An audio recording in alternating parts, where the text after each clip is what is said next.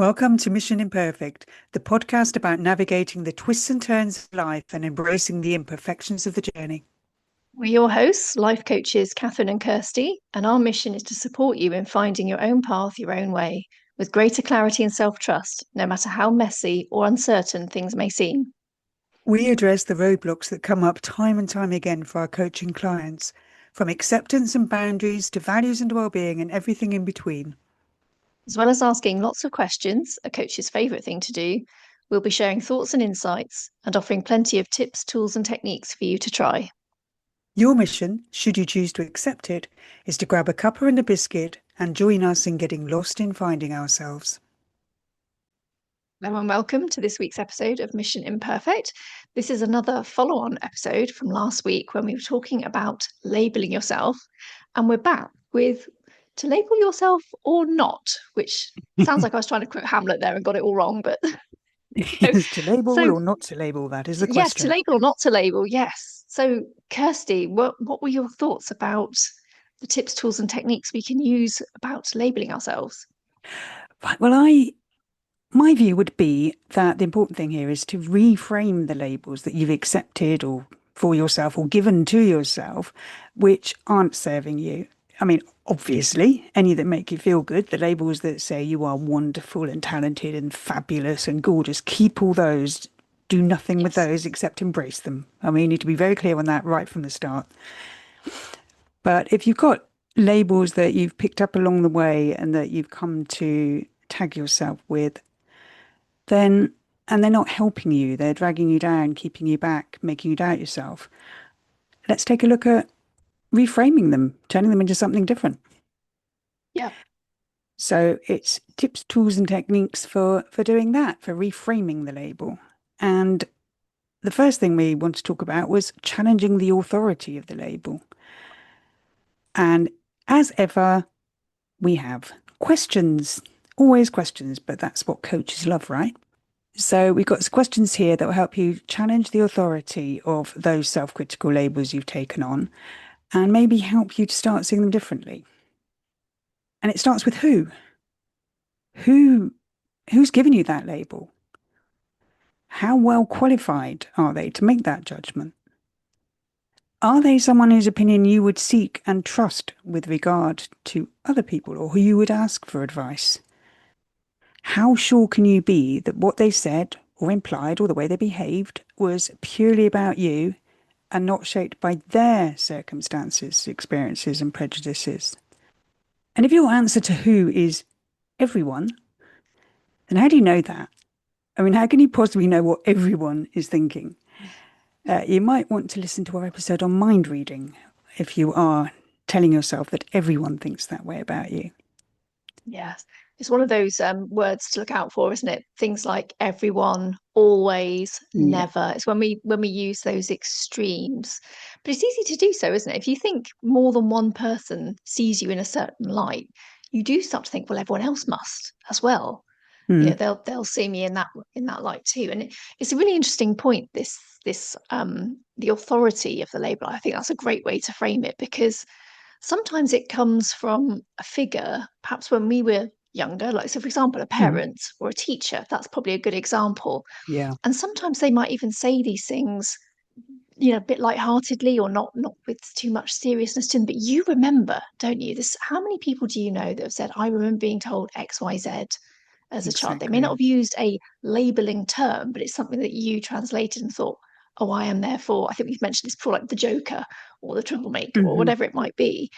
And when it's a parent or a teacher, we think there is authority for that label There making is. from that person in that position of authority and power, for want of a better word. But the thing is, and maybe you realize this when you're older, certainly probably for me it's something that's come a bit older, it's like, well, actually adults aren't always right. I actually say it to my daughter quite a lot, actually, because I'm very aware I am potentially, the authority figure in our relationship, but I get it wrong too. And I say that to her. And I've Hmm. I've apologized when I've, done something silly or, lost my temper or something about it. And the thing is, also, those behaviors that you demonstrated as a child might be very different to behaviors you're demonstrating now. You know, perhaps you did have a bit of a rebellious time for a little while, but it doesn't mean that's all of who you are now, does it? Absolutely not. I mean, that's an excellent point. And also, even if the people or the person from whom you picked up this label is an authority figure, it it doesn't necessarily, how much, what am I trying to say? It doesn't mean that they didn't have their own interests and prejudices going on when they gave you that Mm, label. absolutely. Obviously a parent or a teacher has authority, but if the teacher's main concern is to manage a classroom, to manage a class full of 30 children, then what they see as a difficult trait in somebody is difficult for that classroom, for their purposes. And different teachers run classrooms in different ways. Different teachers might perceive one child's trait negatively, whereas another might see it positively. So, yeah, it's just challenging that the authority of the person who gave you that label, who first gave you the impression of thinking that way about you.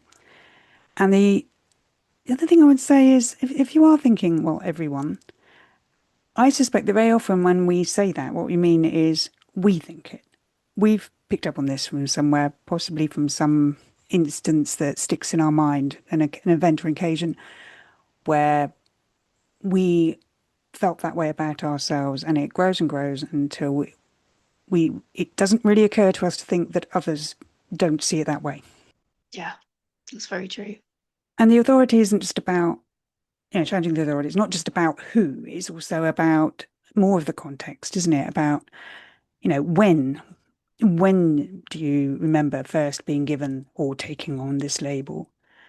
And how do you feel you changed since then?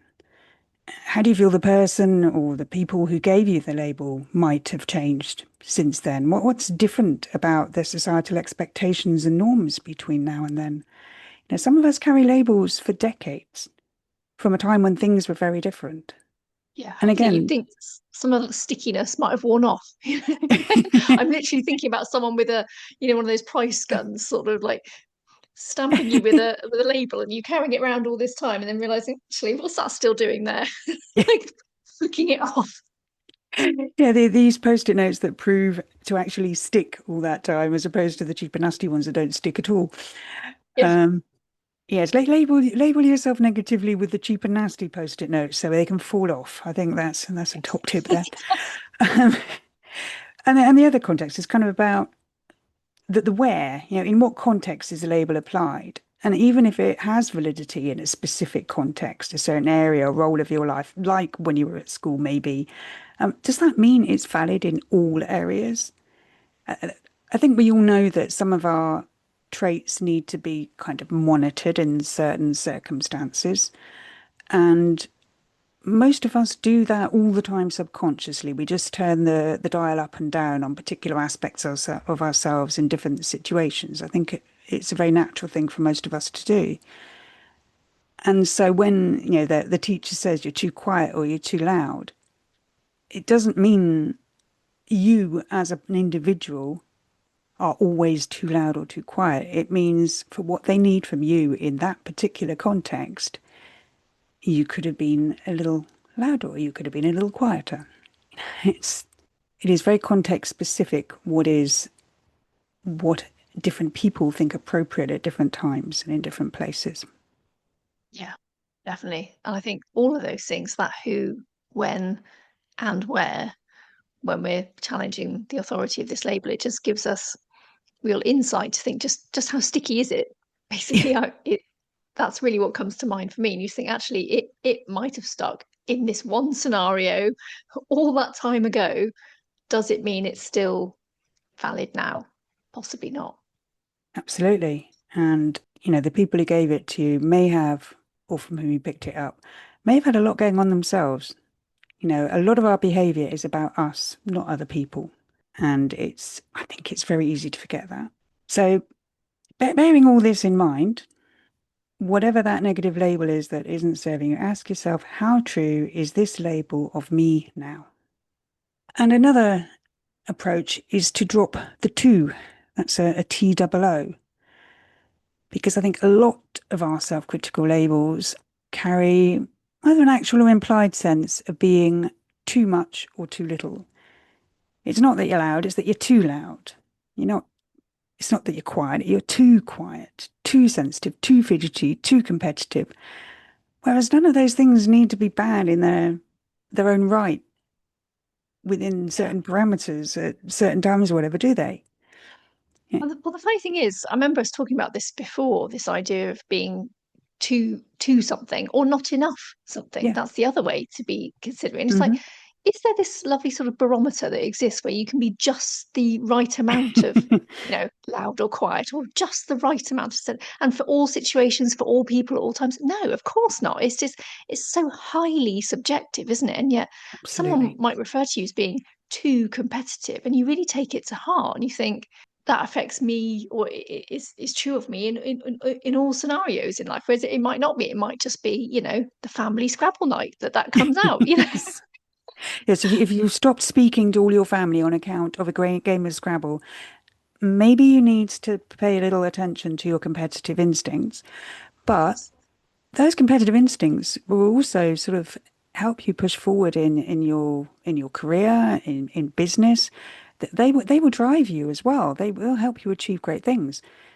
So it's not that you are too competitive. Maybe there are times when you could be a little less competitive, but you are not too competitive. Maybe that's the difference. Is Yeah. apply it, recognize that your behavior can be, what's the word I was going to say, within certain parameters. Does that make sense?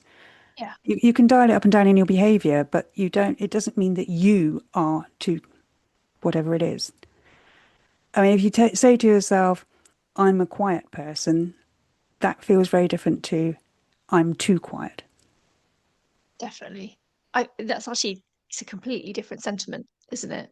One's just acknowledging perhaps a general preference, state, whatever it might be, and one's just sounds like a criticism. You're to this, Hmm. so therefore you should what be different. No, not necessarily. Yeah. And again, separating the behavior from yourself. You can be a quiet person and you can work on being able to speak up or raise the volume in certain circumstances when you recognize that it's to your benefit to do so. And the same if you're too loud. If you're considered too loud, you are not too loud. There are times when you can maybe work on a behavior that is a little less loud in certain circumstances where it will serve you better. But you are not too loud. So, kind of carrying on quite nicely from that is shifting your perspective. What positive words can you use for your label? And how does that labeled trait or behavior show up in a positive way?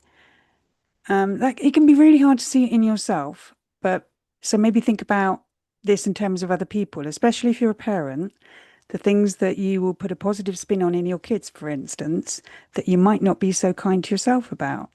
I mean, if you carry the label of bossy, why not balance it out with words like leader, an organizer? Notice how those leadership skills are showing up. The times you take charge of a difficult situation, how often you organize other people to make things happen, and what's been achieved as a result. Though that's incredibly positive to be able to do that. Mm. Yeah. Are there times when your behavior might feel a little overpowering to some people? Possibly. Can you learn to manage that down a little sometimes? Of course you can. But you are not bossy. You're not too bossy. You are somebody who can make things happen. And it's very different, isn't it? Yeah. Talking too much. Well, you're chatty, you're friendly, warm, outgoing, communicative. Notice when you're the person who resolves that awkward silence, puts other people at ease, makes others feel that they're worth talking to, whose behaviour encourages other people to open up too. There is always a positive aspect to this. And just because it's been called out, the behaviour has perhaps been called out in a circumstance where it could have been delivered differently, it doesn't mean that it's a problem. Yeah. I mean, if you think, you take any group of people together, and that's, all situations in life are going to involve that at certain times, whether it's work, social gatherings, friends, family. When we're involved with perhaps one or more other people, we're going to get differences in personalities and strengths and traits and so on. And in a way, thank goodness for that, because Yes. otherwise, imagine if you were with a group of people and everyone's predisposition was to be very, very quiet. Perhaps nobody would start the Yes. conversation. Do you know what I mean? It's just like Oh man, I it mean, would go I, anywhere. I am I am an introvert. I'm socially awkward. I'm shy. I am profoundly grateful in social situations for people who talk a lot and, not afraid to just get a conversation going, walk up to anyone and start talking. Mm, These are the people I want in the social situations to help balance me out, and that helps me to feel a little more able to start interacting. Do I want to be around them 24/7? Not yeah. so much, because I'm an introvert. That drains my energy a bit. But in those situations, they are perfect and I adore them. Mm, So, in the same way, extroverts can benefit from being around introverts because they're people who will let them talk and take up the space that they need to take up. So it's not about convincing yourself that the label and the behavior associated with it are always a positive thing. It's about shifting the sense that we are this bad thing. And you do that by recognizing that most traits and behaviors are not bad or good in their own right, but can be bad and good in different contexts. yeah. Yeah. I think that's such a good way of explaining it. So to summarize then, our top tips for those unhelpful labels that make you feel bad about yourself and hold you back. Challenge the label's authority. Who, when, where. Just look at the whole context of why you've allowed yourself to keep that label. Drop any twos and the not enoughs, but two is a much easier label to apply here. Labels can be helpful, right? So drop the two. You're not to anything. You are just that. And just shift that perspective. Notice when this trait of yours delivers something really positive, because it does. Yeah. Yeah. As with most things we talk about, it's never completely straightforward. But actually, there's some real value in trying to look at things a little bit differently, because we get much more information and context and understanding, actually. And I think that's probably at the heart of everything we do actually on this podcast. It's about Yes. increasing understanding of who we are and trying not to beat ourselves up for things, because yeah, we're not always going to get it right. We perhaps will think in this situation I was legitimately too bossy or too whatever it might be, Yeah. but we can all learn from that. And it's about just having, I think, a bit more of a sympathetic and understanding eye, and not always skewed on the negative, because I think that's the other thing. We can easily do a lot of the beating ourselves up part. We're all very good at that. Sometimes we just Yep. need to balance it out with the what else does this also tell me, show me, demonstrate about me that's not always negative, which I think is a really good way of looking at it. So there we Yes. go. We might not be perfect. We are all imperfect, but we can be perfectly imperfect. Exactly. Excellent. So that's all for this week. We will see you again soon for another episode. Until then, take care. Thank you for listening to this week's episode of Mission Imperfect. We'd love to hear your thoughts on any of our episodes, especially if you've had a light bulb moment in answering one of the questions, have benefited from one of the tips, or have a suggestion for an episode topic. And if these conversations have made you curious about how coaching could help you, please don't hesitate to get in touch with one or both of us to find out more about what we offer. Until next time, keep being imperfectly you. No one does it better.